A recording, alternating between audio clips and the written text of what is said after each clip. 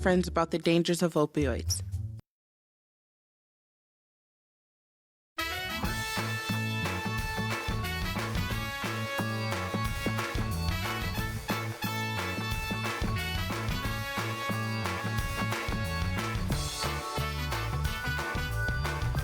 Hello, television family. We have begun another one-hour adventure together on this live and local television program, at least if you're watching the 7 a.m. edition. This is Wake Up Wenatchee Valley, 25th day of October 2023. I'm Dan Kuntz, your host, and it's Wednesday.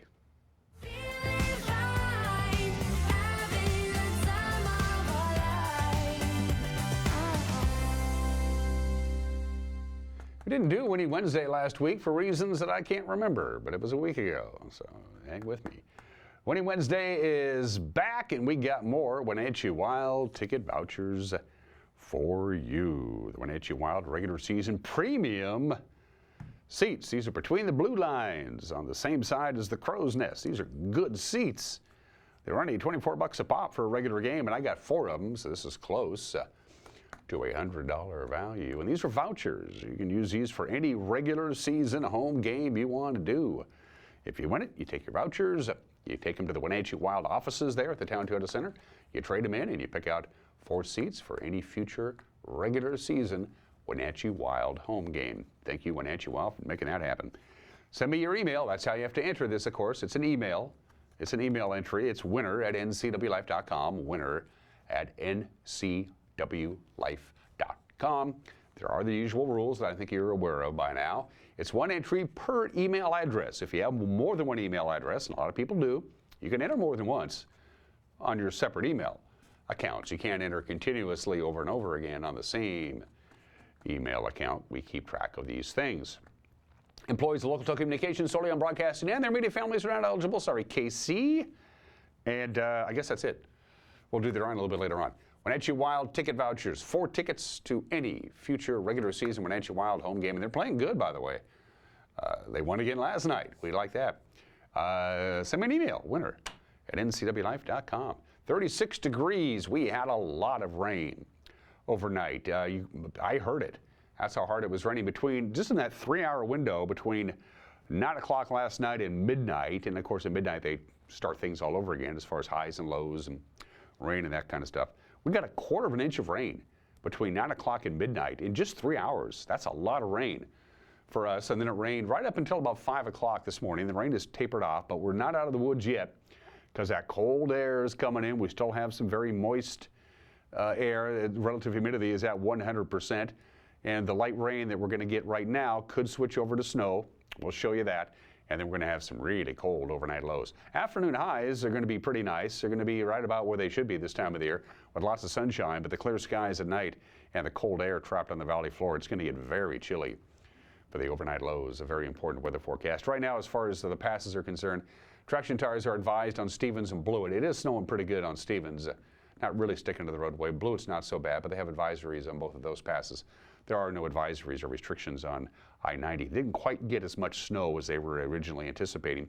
But this is the first real snow event of the year for the Cascades, so there's always kind of that hit and miss until we really get in to the heart of winter. And again, we're not out of the woods yet. We could get some snow. Waterville got enough snow that the school district's on a 2-hour delay. In news, we will have that. In sports, we now know the matchup for the 119th edition of the World Series. The Diamondbacks upset the Phillies in Philadelphia last night. The Big Nine soccer, girls soccer standings, they are tied. The Wildcats and the Panthers with 1 game left. Both teams won. We'll have highlights of the Wenatchee Moses League game as well. Kraken won, Wild won, winning everywhere, and it is, after all, Winnie Wednesday. And in the back half of the program, the United States Department of Agriculture has a bunch of free money, a bunch of grant money out there for people in the agricultural business to make their farms and their everything else more energy efficient, but it's not particularly an easy thing to do. A lot of hoops you have to jump through to get that grant money. Well, David Funk knows how to get that grant money, and he has Zero Emissions Northwest, and David can help you, if you qualify, help cut through all that governmental red tape. David will talk about that in the back half of the program. Here we go. We're still a ways from sunrise, so it's pretty dark out there, such as that. There is the Wenatchee Valley from our cross camera. It looks like it's got a little gunk on it. least the top half of it, as you can see there. Sunrise this morning, 7:34. Sunset tonight, 5:55. That's 10 hours and 21 minutes of daylight. And again, we got 1/4 of an inch of rain just from 9 o'clock to midnight last night, just in that 3-hour period. And then we got more rain overnight past that. The rain was pretty steady, but not particularly heavy from about 1 a.m. this morning until about 5:15 or so. Then it tapered off, and now light rain has returned to the Wenatchee Valley. And again, during this show, it could very well change to some light snow. Let's go to downtown Wenatchee, to the Cascadian, to the roof of the Cascadian, looking to the south. You can see a little bit of the Senator George Seller Bridge, a little slice of the Pybus Public Market off to the left. In downtown Wenatchee, we have 2 cameras on the roof of the Cascadian. One points to the south, the one you see there, and the other to the north. The Arundel Rock camera. Still black and white. Still black and white, not enough ambient light, and I don't know. That's got to be rain. I don't think that's snow that you're seeing falling in front of the lens, but could be. Anyway, good morning to our friends at Lake Aniat and Cougar Ridge.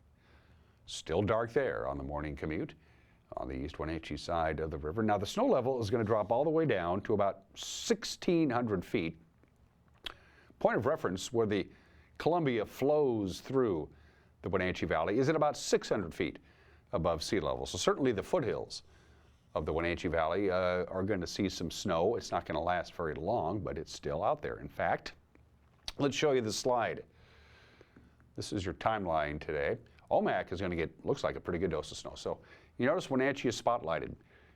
We had rain, and just as predicted, it kind of tapered off at about 5 o'clock. And then kind of a rain-snow mix is possible for the next hour or so. And from 7 a.m. to about 10, we could see some light snow right here in the Wenatchee Valley, at least in the foothills. Lake Wenatchee, Leavenworth, you're going to get some snow because you're higher in elevation and it's colder there. So there is your timeline for the possibility of some light snow. From the National Weather Service, here we go. It's cold air coming in, folks. After we got much warmer than we anticipated yesterday. We got to 49 on Tuesday. It will be more like 39 today with lots of clouds and intermittent precipitation until we get to the early afternoon hours. We'll get up to about 39 or 40. It is cold air that's coming in, folks. Our normal overnight low this time of the year is 38. We're going to be a lot lower than that. 27 for the overnight low tonight. Mostly sunny after the patchy fog burns off, again about 40. And then lots of sunshine for Friday, Saturday, Sunday, and Monday. Your afternoon high temperature right about 10 degrees below normal, and the overnight low is about 12 to 15 degrees below normal. So sunshine isn't going to be the issue starting tomorrow. What is going to be the issue is those afternoon high temperatures are going to be quite chilly, and those overnight lows just plain cold. At your forecast, it's 8 minutes after the hour. We're going to take a break. When we come back, the news. You're watching Wake Up Wenatchee Valley on the NCW Live channel.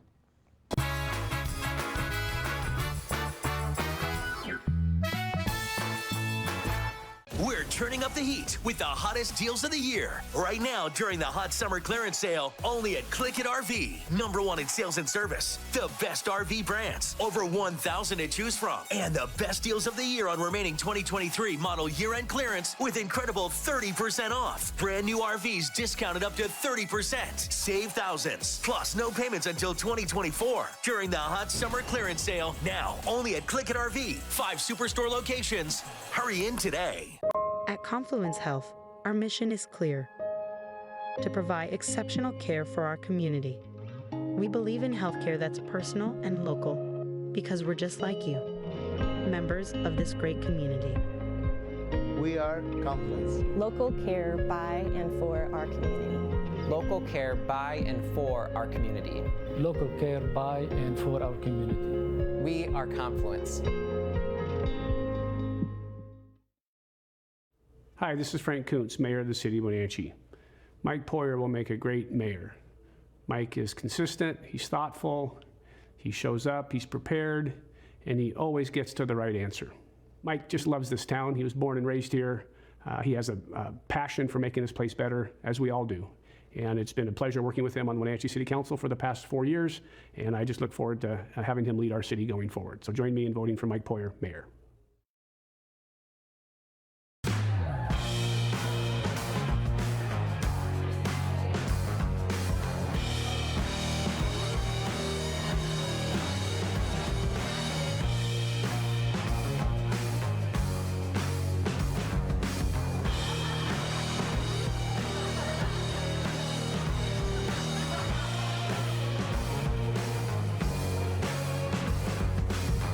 Check out clubcrowcashmere.com for upcoming events and tickets.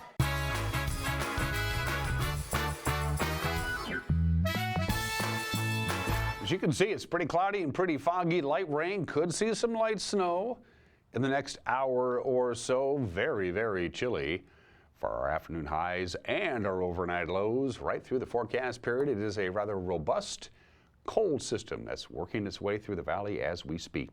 10 minutes after the hour, a closely watched international child custody case unfolded yesterday right here in Wenatchee. Wenatchee is the hometown of a mother seeking to keep her young daughter from being returned to Saudi Arabia.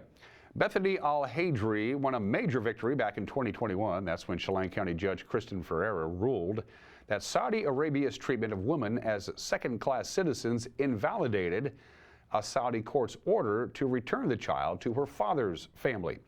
In a traveling hearing Tuesday in the Wenatchee High School auditorium, the Washington State Court of Appeals heard argument from the father that the ruling violates federal child custody law. It's going to be quite some time, by the way, before the appeals court makes a ruling. The question in the case is whether Washington courts have jurisdiction over the custody dispute.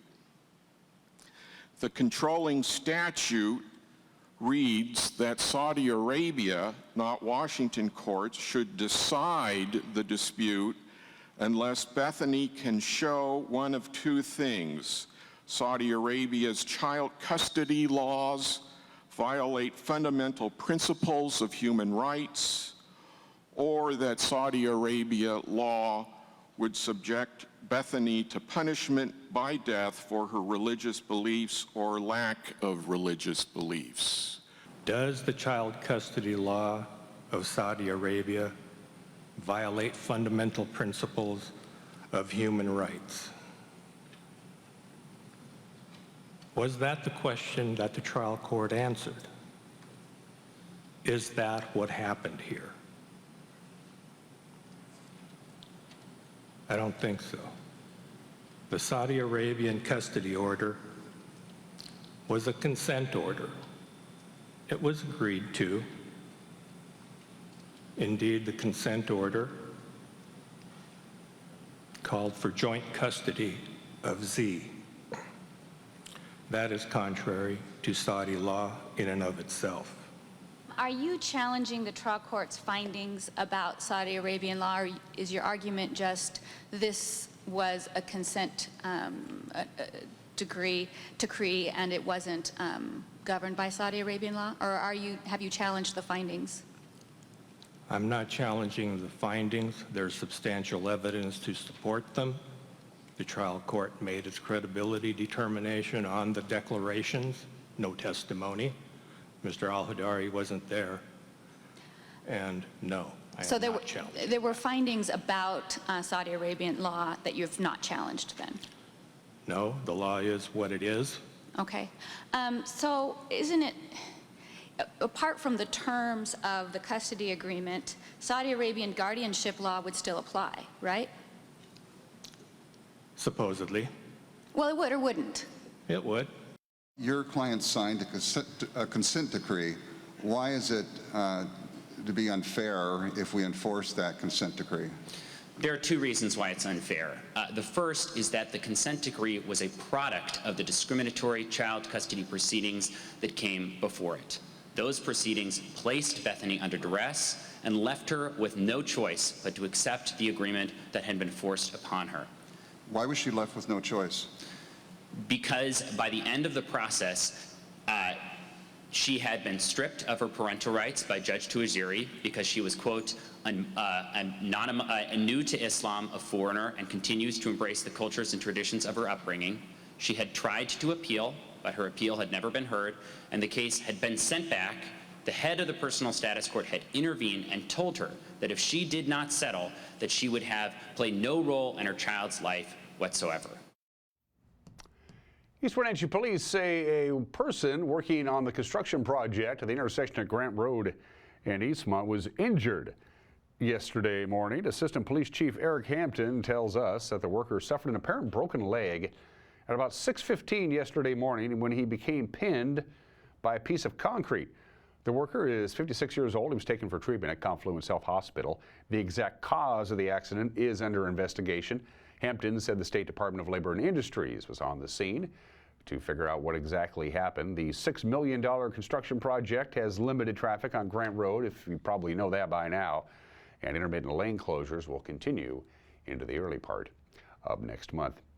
A few years after Chelan County opened a hazardous waste disposal center, their neighbors across the river, Douglas County, is getting in on the act. Douglas County commissioners and staff on Monday visited the site of a planned waste collection site near East Wenatchee, and they ceremonially broke ground on the project. Hazardous household waste includes things like motor oils, pesticides, paints, fuels, that kind of stuff. Douglas County does not have a centralized collection point. Construction is in the early stages, but the center is expected to open sometime next year.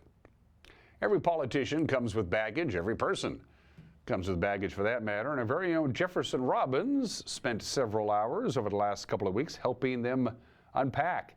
You can see all of the candidate interviews airing through Election Day right here on our channel. Extended versions on our website, ncwlife.com.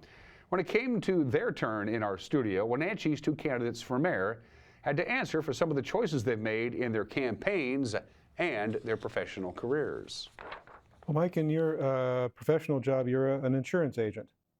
And in 2020, you entered a consent decree with the Office of the Insurance Commissioner, and you were fined $3,000 for unilaterally switching clients' homeowners' policies from one insurance company to another without their knowledge or consent. That's according to the language of the consent decree. What happened? I believe even to this day I was doing what's best for the customer. One company was struggling on paying a certain claim that I believe should have been paid, and I didn't want to represent that company. I didn't think it was best for our customers, so I was trying to move those customers over to the other customers. There was never any lapse in coverage. They all signed, anytime somebody gets transferred over, they always sign the application. And it was just, it was a funny deal. It was a funny deal, but then result, I know I was doing the right thing for the customer. One customer says, "Hey, I didn't get this letter. I didn't get a phone call." And I could not prove that I didn't call him. So, that one customer is actually still with me. He actually switched to the other company after it was explained. And I'm the one that encouraged him to call the insurance commissioner, because I says, I believe we did everything correct and accurate, but please call the insurance commissioner. So to me, that's transparency. I encourage this person to call the insurance commissioner. You then had to open up your practices to the insurance commissioner's office and say, this is how it happened, and these are the steps we took or should have taken. Yes. Dominic Bonney, a local investigative reporter, in his blog this week disclosed a photo that you posted on Facebook with a Wenatchee Valley Fire Department response vehicle. According to Dominic's reporting, the department says they asked you not to use that photo for campaign purposes, but you were wearing a campaign pin and you posted the photograph to your Facebook. Was posting the photo the right decision when you'd been asked not to?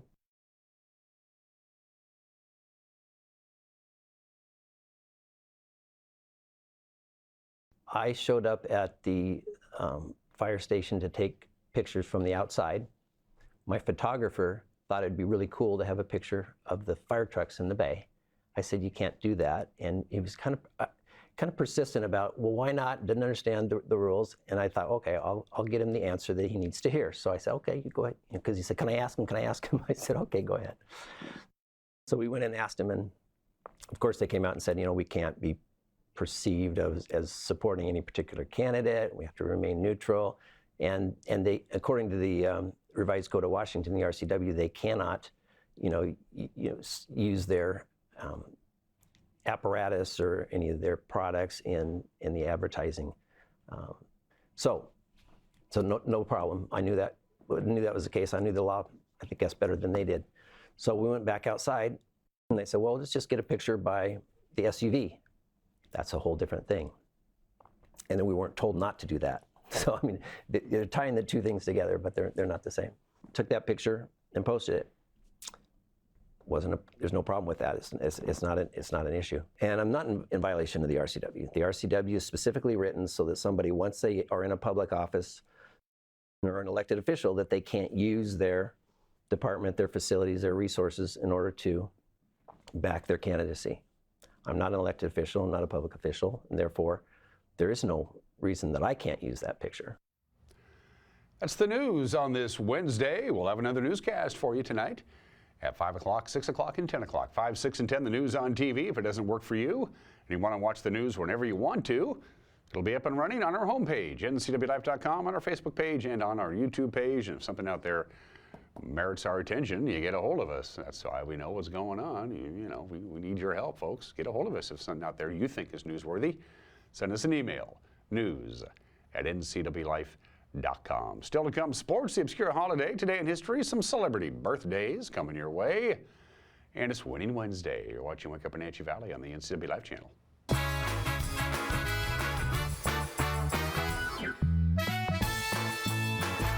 Stop by the Culinary Apple and elevate your cooking experience. With high-quality cookware, bakeware, and tools, you'll find just what you need. It's not too early to start thinking about the holidays. Pre-order your Apple gift packs and custom gift boxes now. Located in the heart of downtown Chelan, Lake Chelan Sports is your best choice for outdoor apparel. Whether you're enjoying the lake or spending time with your family or simply relaxing, we have you covered. Welcome to Lake Chelan Sports. Hi, I'm Jim Heinlein, owner at Springwater Insurance Group. And at Springwater Insurance Group, we are your Medicare nerds because we're continuously studying Medicare rules so our clients are up to date. One of the publications we study is called Choosing a Medigap Policy. And Chapter 3 is my favorite because it discusses how to change your coverage with no health questions asked of you. Because we've learned nobody wants health questions. So give us nerds a call at Springwater Insurance Group for all your Medicare questions.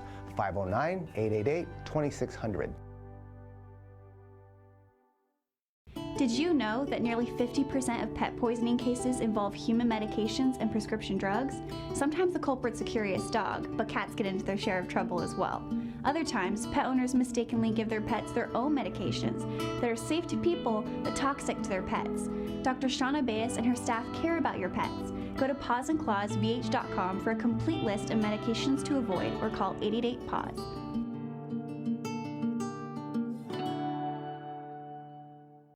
Crystal's Intimate Lounge in downtown Leavenworth is a wonderful place to enjoy mouth-watering appetizers and drinks while socializing, watching sports, playing bingo, pull tabs, or simply relaxing while enjoying the breathtaking mountain views. Crystal's family-friendly restaurant has a warm environment to enhance your dining experience, serving breakfast, lunch, and dinner 7 days a week. Crystal's restaurant, lounge, and event space is located 2 blocks west of downtown Leavenworth on Highway 2.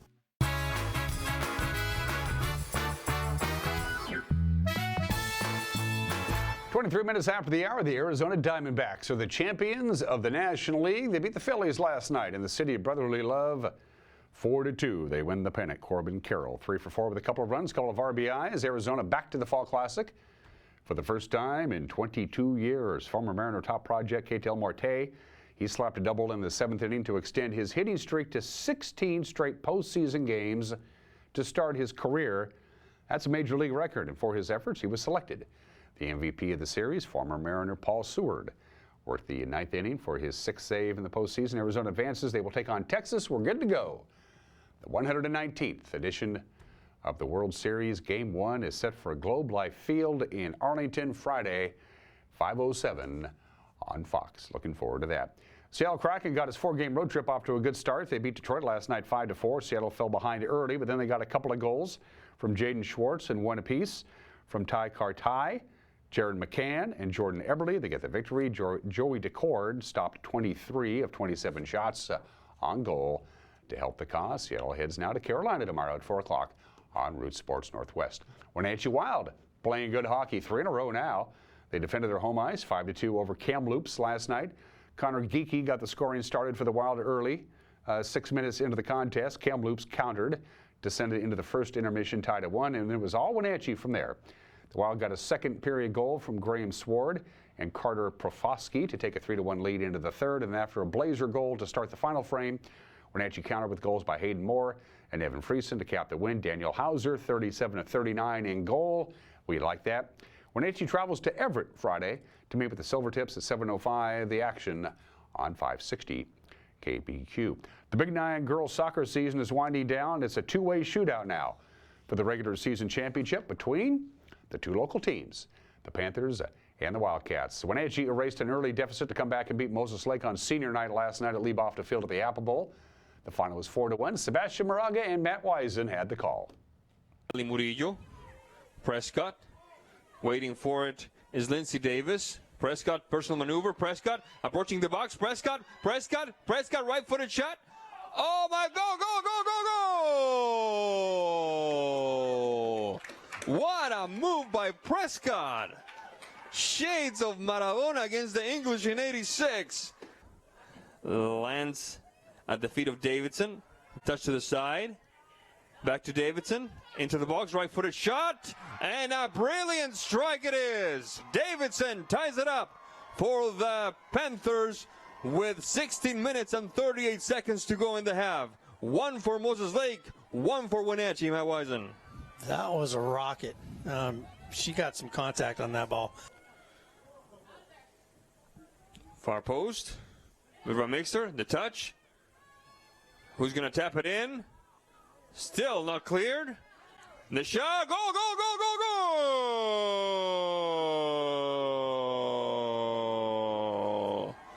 And just like that, Wenatchee takes the lead.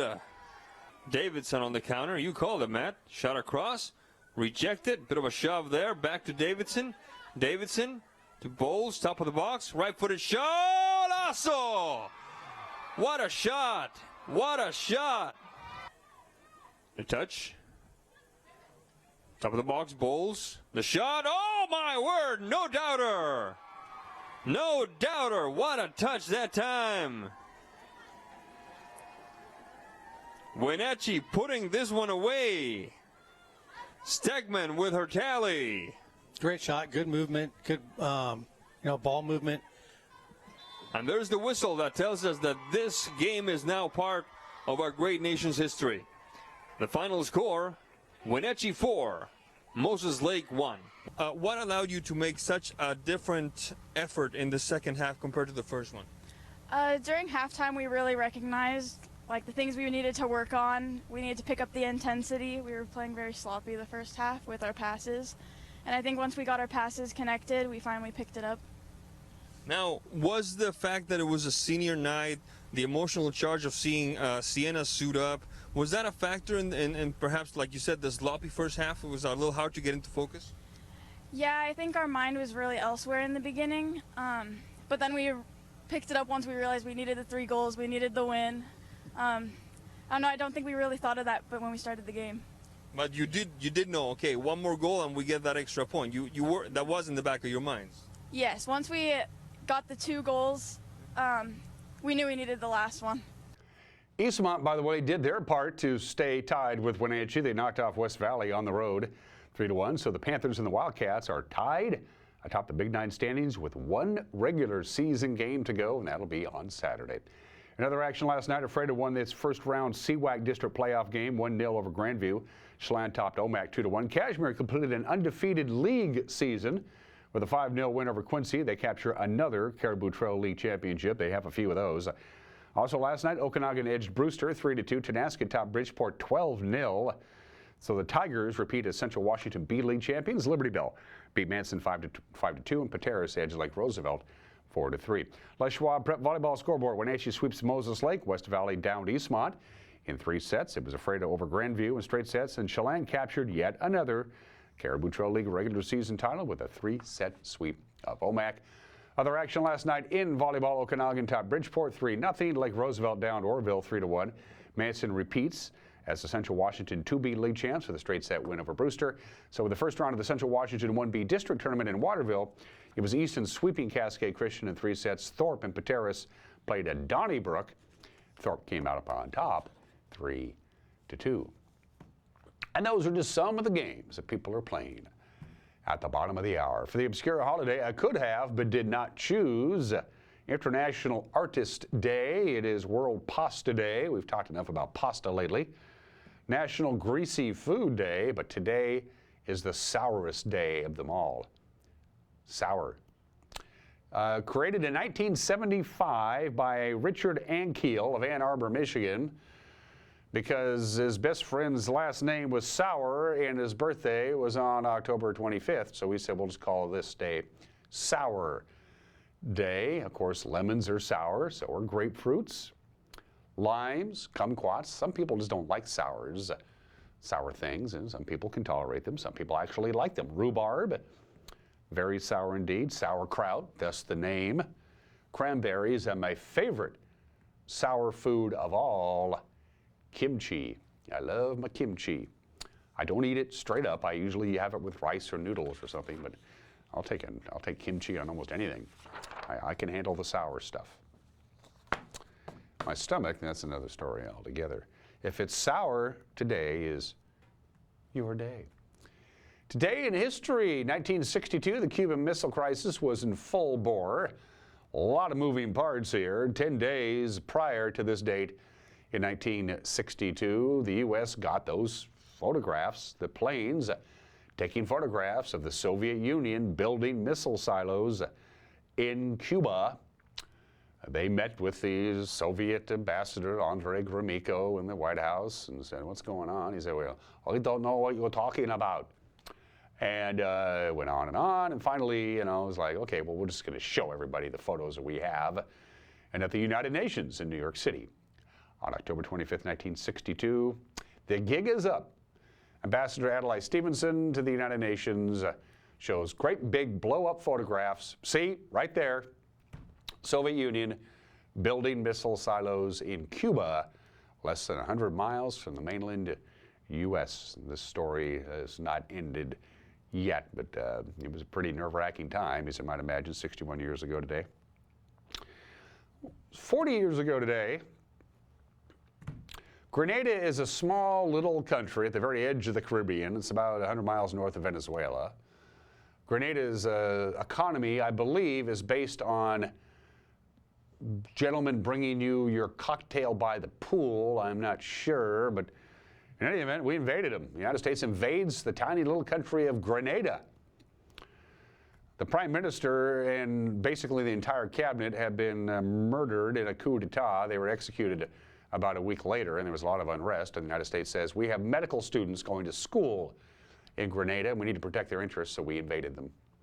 Later that night, the medical students went on Ted Koppel's Nightline, and we said, we never felt unsafe. Anyway, we invaded Grenada.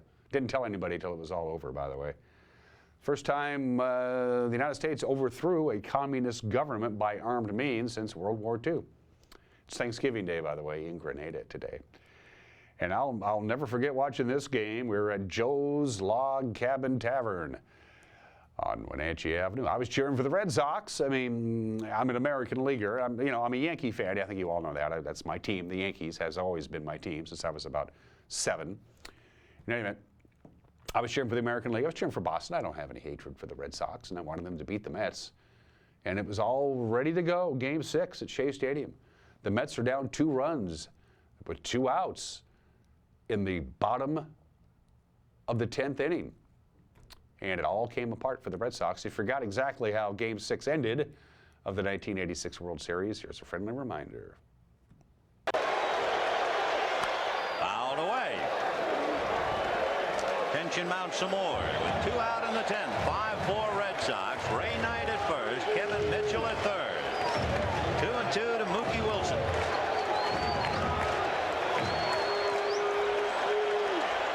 And it's going to go to the backstop. Here comes Mitchell to score the tying run, and Ray Knight is at second base.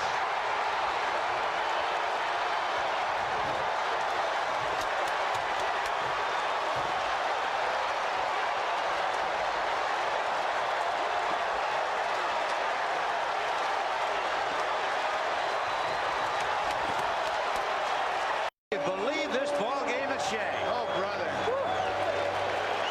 So the winning run is at second base with 2 out, 3-2 to Mookie Wilson. Little roller up along first, behind the bag. It gets through Buckner. Here comes Knight, and the Mets win it.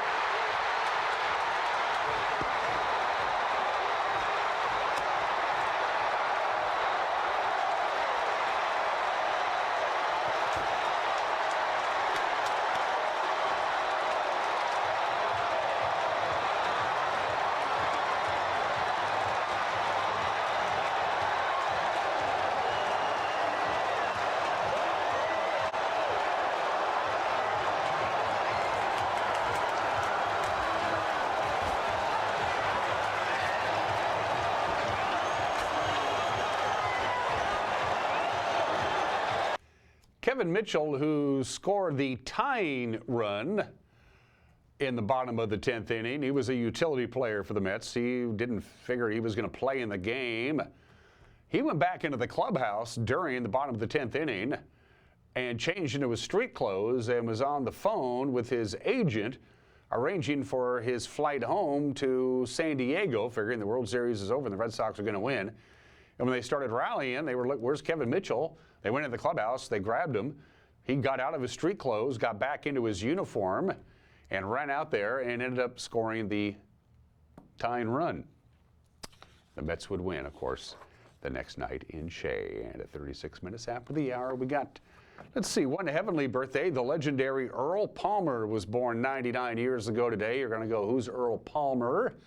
You've heard Earl Palmer hundreds and hundreds and hundreds and hundreds of times, and you probably didn't even know it. He was the very first session drummer to be inducted into the Rock and Roll Hall of Fame, played on thousands and thousands of recordings.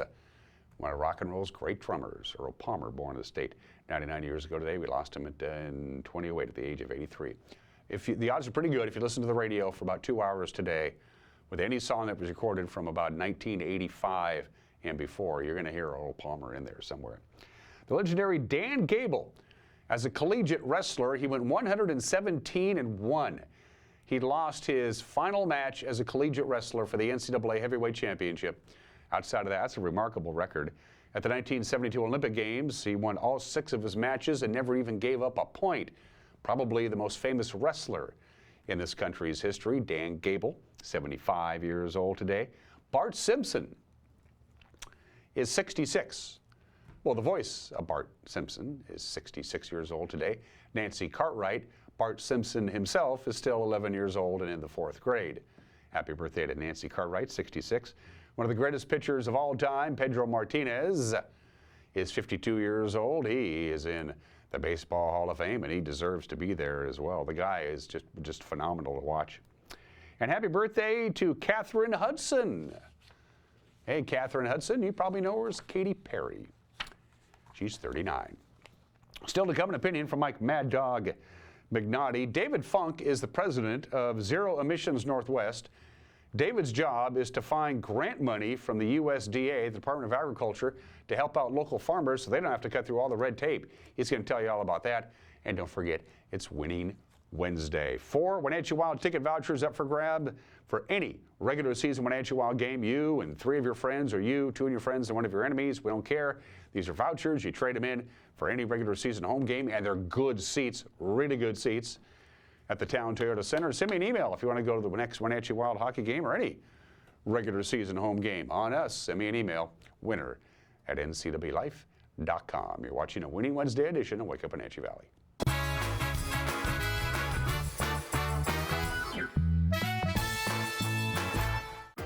D.A. Davidson in Wenatchee provides financial services for independent-minded clients working to secure their futures.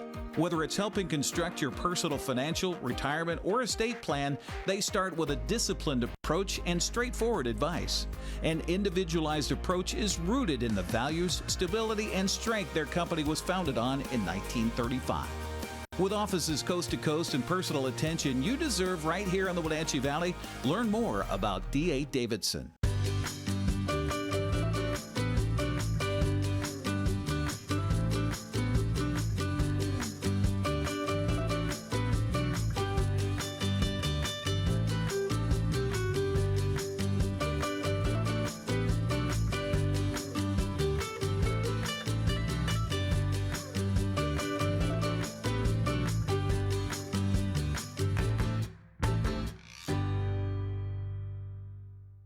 Get your favorite beverage and a wide variety of food choices all under one big roof at the Tap Room in Pybus. The Tap Room has the most popular choices for lunch and dinner in the Valley. With unique appetizers, salads, sandwiches, and tasty rice bowls, everybody will find a new favorite dish. Plus many craft beers from Hellbent Brewing, or you can choose wine, cider, or a delightful craft cocktail. Experience the family-friendly Tap Room at Pybus for yourself. It's just what you've been looking for.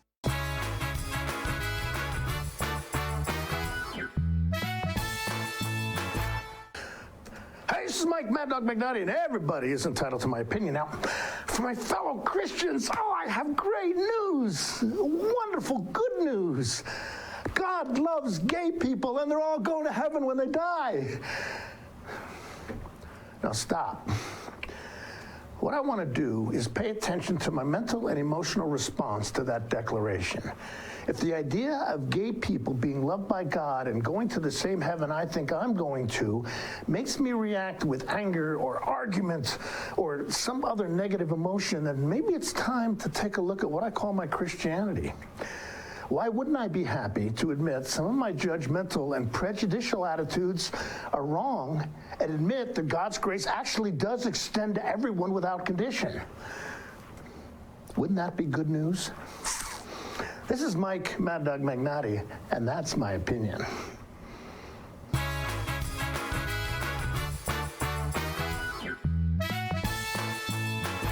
Hey there, folks. Blueberry Carrie here to invite you on out to experience Blueberry Hills. Of course, the food is fabulous, like our cheese splints, our famous French dip, our legendary Eggs Benedict, and unforgettable burgers. But we're more than just great food. People come from all over the world to experience what's been called one of the best destination restaurants in the Pacific Northwest. So come on out and see what all the fuss is about. Blueberry Hills in Manson. It's where the world is coming to. Are you dealing with a pest or weed issue and you just don't know what to do? We use the best pest control methods approved for areas with kids and pets. Whether it's rats, mice, ants, or spiders, or something else altogether.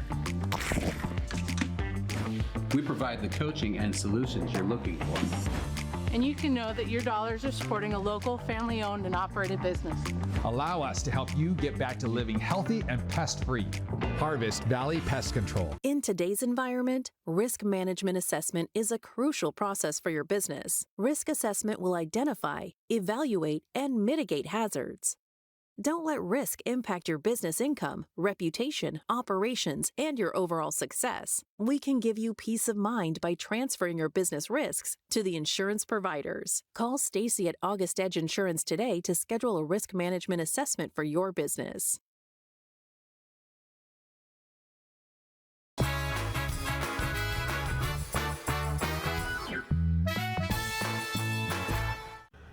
You learn something new every day. About a week ago, my friend Allie Jordan got a hold of me and said she's working with David from Zero Emissions Northwest. And David got a grant from the USDA because the USDA does grants for you farmers out there.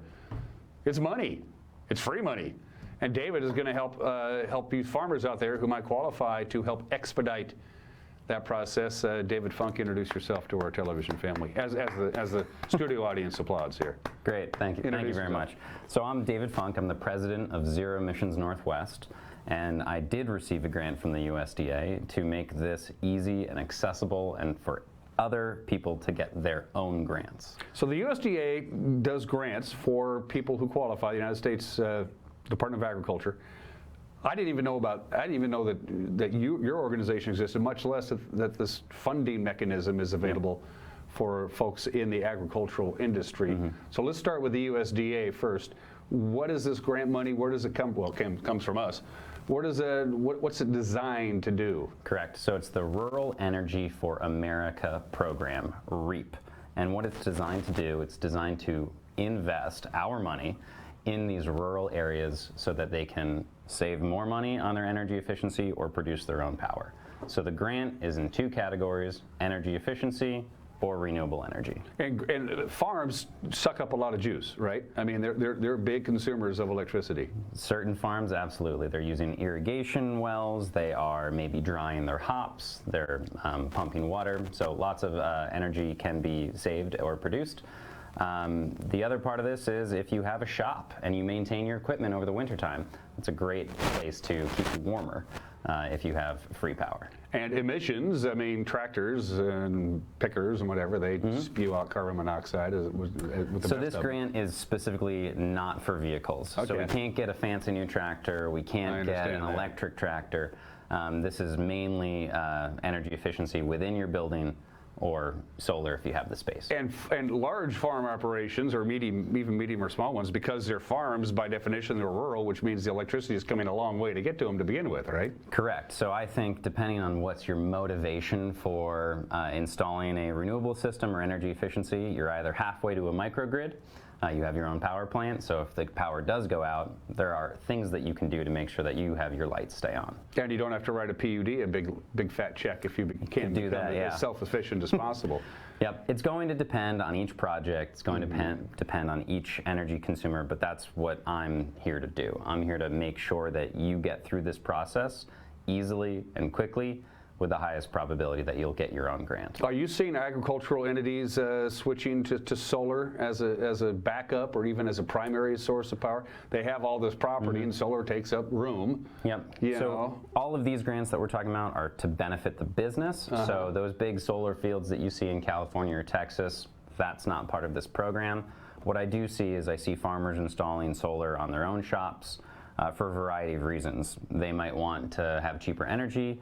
Maybe they're using more power from a new type of equipment like a greenhouse, or maybe they just want to keep their shop warmer. Yeah. Farmers are famously frugal, so anything that allows them to have a little bit of a benefit there. And we see. In your experience, have you noticed that farmers even know that this USDA money is even out there? Do they know about it? I mean, now you're out there to educate them. There is money out there to be had, and I can help you expedite it. Do they even know about that to begin with? Very few, and I have farming families, so I brought this to them. They've been farmers for 30 years, and they were not aware of this program.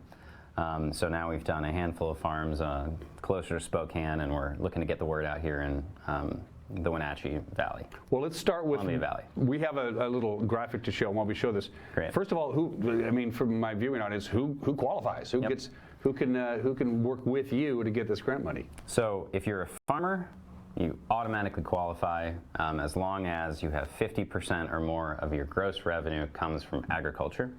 And if you're a rural small business, so anybody that's not in Seattle, Spokane, Tri-Cities, or Yakima, those are kind of the 4 metro areas in Washington, those are ineligible areas. But if you are a small business, a coffee shop, if you're a brewery, if you're a restaurant, you can look at these programs as long as you're not in those 4 areas. You said coffee shops, restaurants, and things like that because they are consuming the agricultural product that began its life in a farm. Well, they're the rural benefit of it. Okay. So Right. the USDA wants to support the farmers and also rural America. That's their joint mission as the USDA. That's significant. Yeah. And this money is sitting out there, and it's just sitting on the shelf, and nobody's grabbing it? Money is sitting out there. If you're in this is a national program. This isn't just for Washington. So if you have neighbors or friends or family members that are in Texas or Oklahoma or Idaho, there are people now that are funded to help bring folks through this process. I work in Idaho and Washington. So if you have anybody in that network, let's go talk to them. Last I checked, there are 2 pretty big states. Two very big states. And then for the energy efficiency for the small businesses, it could be windows.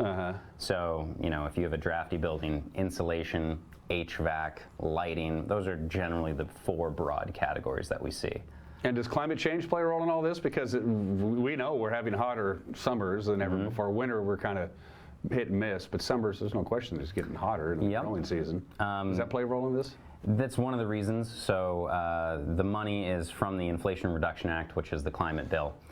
But we are looking to spend this money in our communities. And what I've seen from the work that I've done is the projects that I've helped build and get grants are going to have hundreds of thousands of dollars stay in small town America.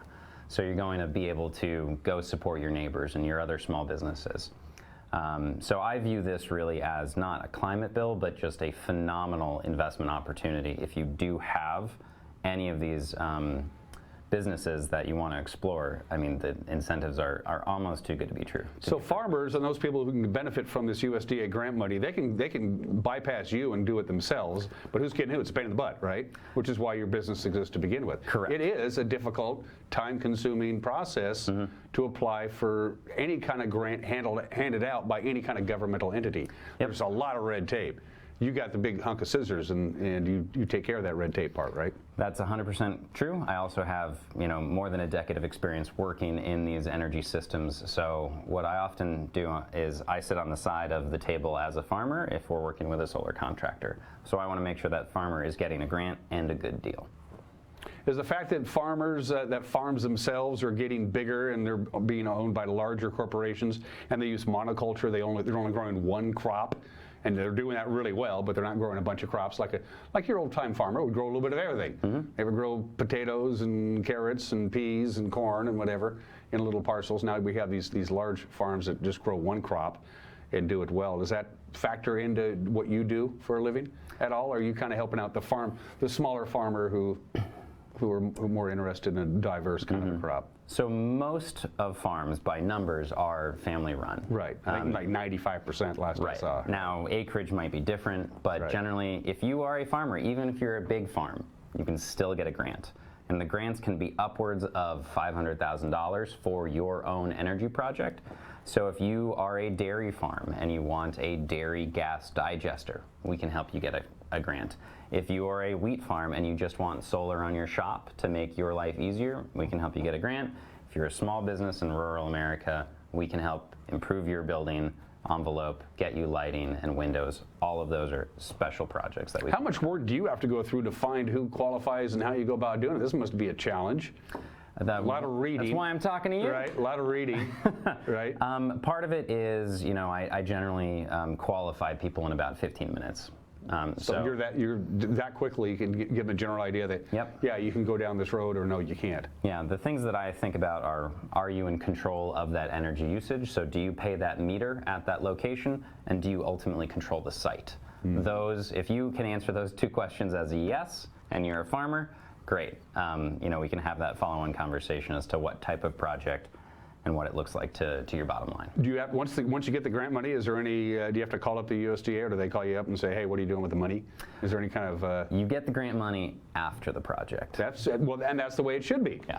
Yeah. I mean, it's like what the PUD does with your, like when you get energy efficient windows. You get the rebate. You get the rebate. It works in the same kind of way, right? Same kind of way. There is reporting after for the next 3 years, but that's very minimal. Right. It's mostly taking a report of what your project has saved. So looking at your utility bills in the last 12 months, I did the project, what's my project look like for the next 12 months? So you can evaluate your project in that way. And I also help with that ongoing kind of reporting. Do you like your job? Sounds pretty darn interesting. I talk to a lot of interesting people. I travel all around, eastern Washington and Idaho in places that I would normally have probably never thought about. And I've opened my eyes to good campgrounds that I can take advantage of. But I am very motivated by helping people in my community. The dollars that we spend in our community are going to stay in our community, and we reinvest in our community. So that's how I think about running my business. If I'm going to go get shirts, I actually just got these made. I used a local spot in Spokane. I'm not going to try to, outsource this all to China.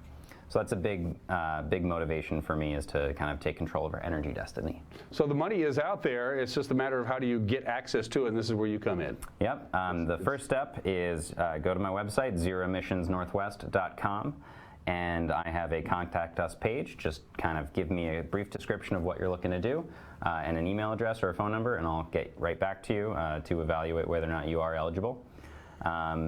And we'll take it from there. With all that money hanging around there, is it difficult for? Is the USDA making it hard to let farmers and people who qualify for this grant money know that it's out there? They don't seem to be working well. I didn't know about it. That's my job is to pay attention. I would say, does the U.S. make you work hard? Grants, the grants might be free money, but the effort to get it is not free. Right. So there's always this kind and there's reasons for that. You have to buy in. Yeah, right? I understand it's taxpayer money. You want to make sure your money is being spent wisely, and there should be a restrictive vetting process. But my guess is people in your line of work are going to be real busy over the next couple of years as that money flows. That's the hope, and the USDA wants to get this out as quickly as possible, because the money does no good sitting in a bank account right now. No. It's here to save on your expenses or a farm's expenses, and get that cash flow. Everything else is going up with inflation, and this can be the one area where you start to save money. And as the middleman, my guess is you have to have a pretty good relationship with the people who run the Department of Agriculture. Yep, I talk to them on a weekly and daily basis, and then I also work with a bunch of installers. Yeah. So if you have an idea of a project, but the actual contractors are going to be doing the job. I'm not, right? I don't, hold a wrench and turn a screw or something like that, but it's building those relationships with those contractors that these projects can happen seamlessly from conception to installation. We can help along that whole spectrum. Sure. I could just see the USDA guy sitting at his desk and his phone rings. He looks at the caller ID. Oh, it's funk again. Jeez. What, David? All right. I can see that happen because you got to be persistent in this job. That is 100% true. You got to be on top of the ball, and it's all about details. So you're right. The grants need to be filled in. If they're not, just knowing there's a professional person who could come in and help. I mean, I've been involved in grant writing process, not in this department, but writing grants is not pleasant. Mm-hmm. It could be when it works, it's great, but boy, there are some times when you sit down with a group of people and you're applying for a grant, and you have to fill out, and you're going, is this even worth it anymore? Mm-hmm. Yes. So I do not envy your job. I say the grants pay for the pain of doing a project. There you go. David Funk of Zero Emissions Northwest, Zero Emissions Northwest. He got a grant so he can go out and get you guys grants. Sounds good to me. Why deal with the government directly? We can deal with a private citizen who knows what he's doing. Thanks for dropping by. Great. And don't be a stranger. Thanks for having me. Say hi to my friends in the Lilac City. Will do. Yeah, absolutely. I'm not allowed to go to Spokane anymore. Stupid parole officer. You're watching Wake Up Wenatchee Valley. We'll be right back.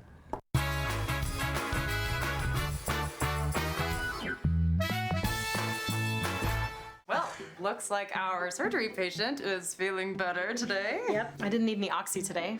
I thought I'd do a little surgery on the drain. Huh. Do you need your pain pills anymore? No. Well, we should get them out of the house. There are places to drop them off. Yeah, okay. Actually, I can do that right now. And I will look at the drain. Prevent opioid misuse. Find safe medication return options near you at med-project.org.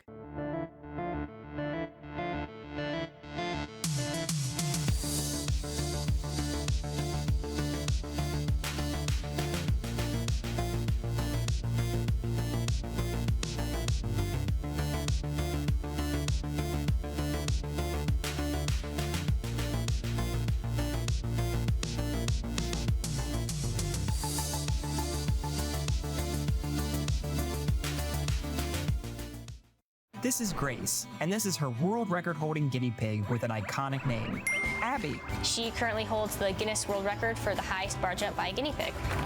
I ride horses and I jump, so I kind of thought it'd be interesting to teach my guinea pig to jump like my horse does.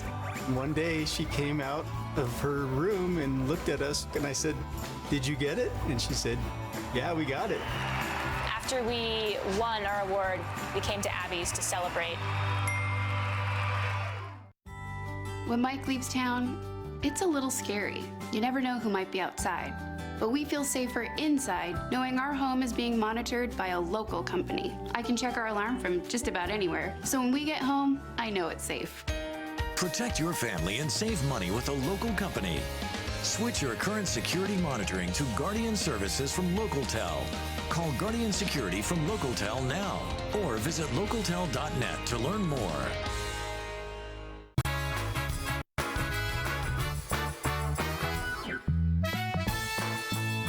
Well, as promised, that rather robust cold system has arrived. We're at 36 degrees. We had a lot of rain. Between 9 o'clock last night and about 5 o'clock this morning, over a third of an inch of rain, which for us is a lot. From the National Weather Service, one more time. Clouds prevalent all day today, right around 40 for the afternoon high. All of the afternoon highs and all of these overnight lows are well below normal through the forecast period. Our normal high is 56, our normal low is 38. Ain't gonna happen, but we will have quite a bit of sunshine, just pretty darn chilly for this time of the year. Have yourself a great Wednesday. Thanks for starting your day with us. Hope you do it tomorrow. Till then, bye-bye.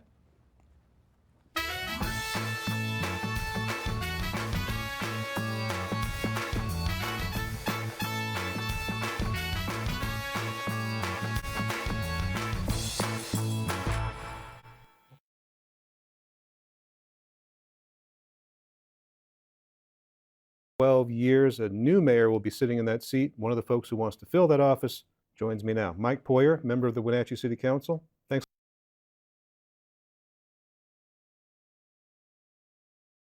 You've also praised his work as mayor, said he's done a good job. What does Mayor Mike Poyer do differently from the Frank Kuntz administration? So first of all, Mayor, you said he's endorsed me, and he is. He believes he knows what I've done in the past, I think, and I think that's the key. And it's okay. Him and I, we both try so hard, and which is nice. But the transparency is we do everything